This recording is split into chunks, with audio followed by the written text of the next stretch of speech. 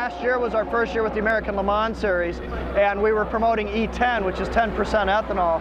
Everybody but the diesels were running it and had a great time with it.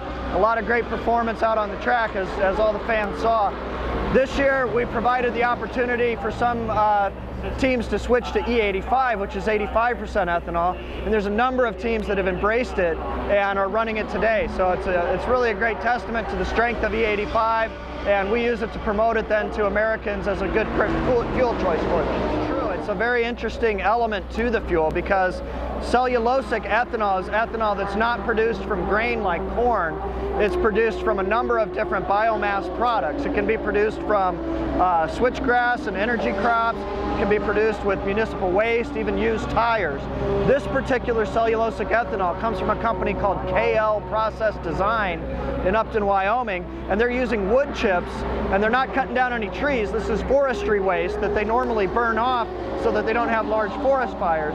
They take those piles of forestry waste, chip it out, produce ethanol out of it, and some of the first cellulosic ethanol made in the United States is being demonstrated in the 2 Corvette entries, the Aston Martin, and the Intersport prototypes. It's just an exciting platform to educate more people about the great benefits of ethanol. You know, it's not the perfect fuel. There really aren't any perfect fuels, but when you look at the pros and cons, and you look at where gasoline dependence has gotten us up to this point, it's great to look for other options so that we can have some energy diversity and develop new ways to approach the energy needs that we have.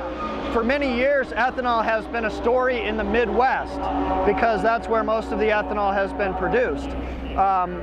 The ethanol production capacity in the U.S. is getting to the point where there's plenty of fuel to provide the East Coast, the West Coast, the Southeast, but there is a distribution challenge because you have to get it from point A to point B, and you have to develop the infrastructure in place. Last year when we were down here at Sebring, we couldn't run any sort of promotion around E10 or E85 because it simply wasn't in the market.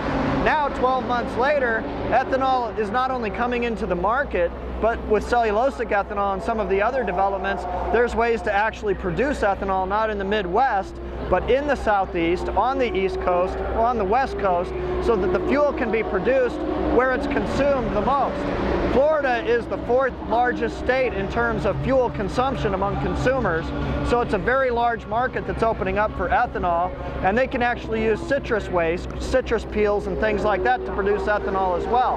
They can't do it in large quantities yet, but we're working on it, and it's the point of producing the ethanol where it's most needed and where it reduces the distribution challenges. So it's a very exciting time for ethanol. It's a very fast-growing industry, and we think that we can meet a large portion of the fuel needs for the United States. We can't cover all of gasoline's capacity, but 20% of a solution is quite good because 20% allows you to reduce your dependence on quite a bit of the foreign oil, especially the foreign oil from rogue states that we would rather not deal with. So I think it's an exciting option that we need to develop as a country.